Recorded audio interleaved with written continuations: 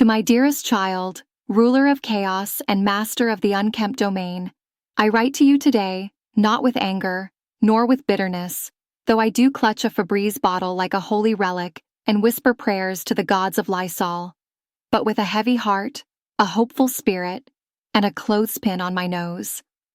For too long, you have resided amidst the rubble of what once was a bedroom, a space that, when last seen clean, featured actual visible carpet, a place for everything, and a faint lemony scent.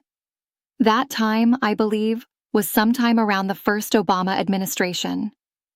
Let me begin by painting you a picture, an image of what I have witnessed each time I bravely push open the door to your room, using a broom handle as if I were Indiana Jones entering an ancient tomb full of forgotten curses and gym socks.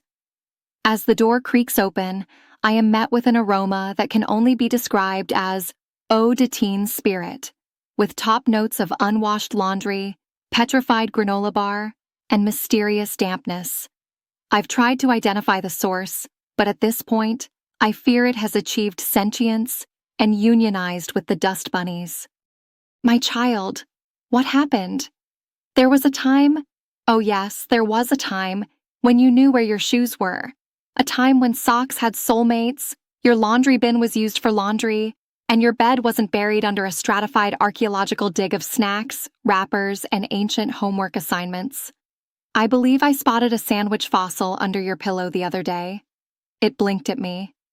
I don't want to talk about it. I understand that cleaning your room may not rank highly on your list of life's priorities. There are TikToks to scroll, memes to digest, and vital hours to be spent staring at your phone until your face is permanently shaped like a potato. But let me assure you that the state of your room is no longer a minor issue. It is, in fact, a matter of national concern. I have reason to believe that your room may have achieved its own ecosystem. The humidity alone suggests rainforest status, and the socks on the floor have begun forming primitive tools. Your ceiling fan is now a nesting site for what may be birds or possibly drones, I'm not sure. When I called the pest control guy, he took one look inside and asked if I'd already filed for FEMA relief. I haven't. Yet. But wait, there's more. Your closet has become a portal to another realm.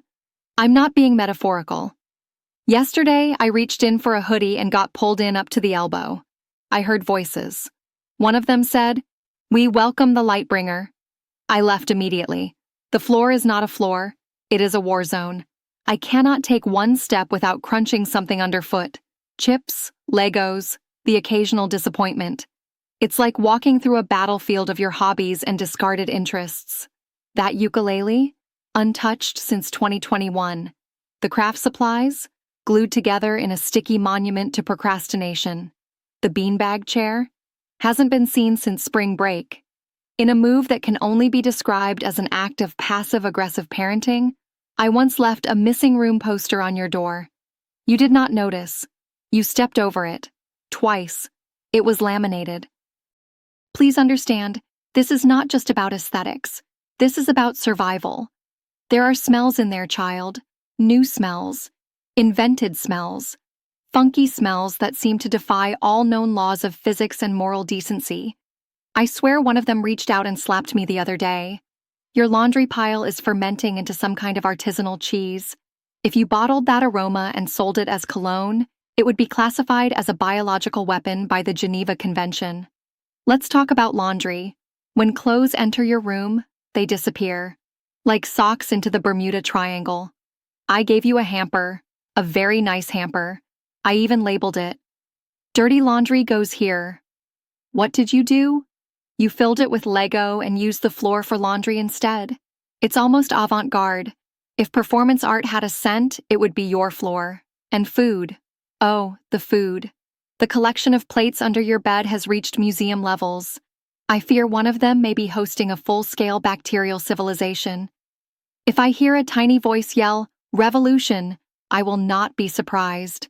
One day, when you move out, we will enter your room in hazmat suits and discover that you inadvertently created the cure for 17 diseases, a new life form, and an alternate fuel source. just from what's growing on that cup of yogurt you forgot in 2023. Let us not forget the cups. Why so many cups? What possible purpose is served by the cup army amassed on your dresser?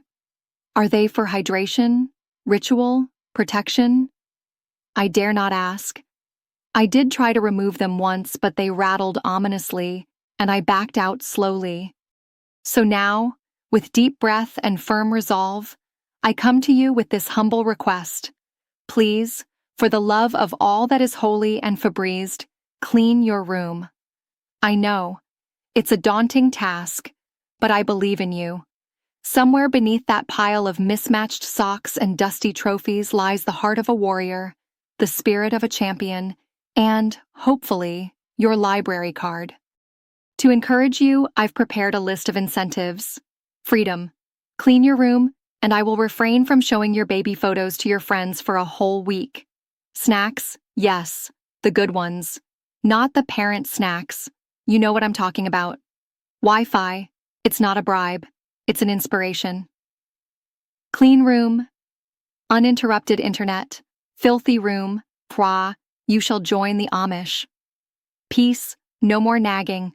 I will stop using my "I'm not mad, I'm just disappointed" voice. I will even refrain from singing your name to the tune of Let It Go. Sanity, yours and mine, especially mine. If this appeal is not enough, I shall be forced to escalate. I do not wish to resort to drastic measures, but I will clean your room myself, and I will sing along to 90s hits at full volume while doing so. I will dramatically reenact scenes from Marie Kondo and tell every sock, "Thank you for your service," as I yeet it into the void. Worse still, I may invite Grandma over. You know how she feels about clutter. She once organized the pantry with military precision and labeled the spice rack in 3 languages. She will not be gentle. She will bring label makers. Multiple. So, my child, this is your chance. Your one opportunity. A room, clean and full of potential, awaits you. Imagine it. A space where you can walk without stepping on thumbtacks, where you can find your earbuds without embarking on a journey worthy of Tolkien, where the air smells like victory and maybe even lavender. This is not just about cleanliness. It is about respect, hygiene, and not letting the yogurt evolve into a sentient being named Kyle.